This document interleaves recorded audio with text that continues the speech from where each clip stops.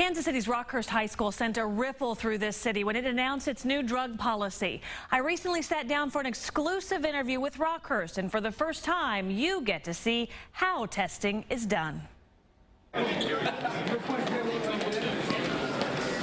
Rockhurst High School has done something no other school in our region has ever done. We've decided after about a 2.5-year conversation, 2-year conversation, to implement a program of random and mandatory drug testing of all of our students, and it will begin in the fall of 2013.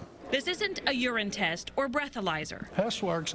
Clip a little bit of hair back here. Dr. George Elder works for Psychomedics, the company doing the testing. 60 hairs, that's 50. If you weighed it, it's 50 milligrams of hair. Anything ingested or used in the past 90 days shows up. Not just what you've taken, but how much. The company can take hair from anywhere on the body, almost. So if a kid shaves his head, you can't avoid it. Arms, legs, underarms, never private areas. If the idea makes you uncomfortable, you're not the only one. Principal Gregory Harkness has held dozens of meetings, fielded hundreds of emails, and heard from parents and students as well. There's the students that think this is an invasion of privacy.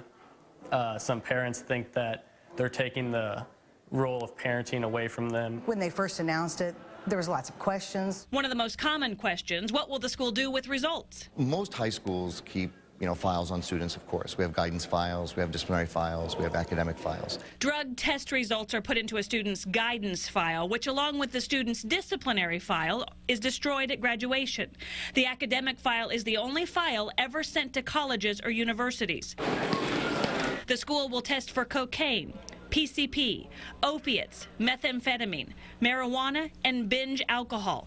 No matter what substance is found, a first positive means a meeting with a guidance counselor and parents to decide how to get the student help.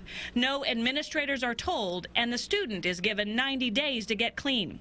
School officials insist this isn't because of any specific problem at Rockhurst, and not because of any one incident.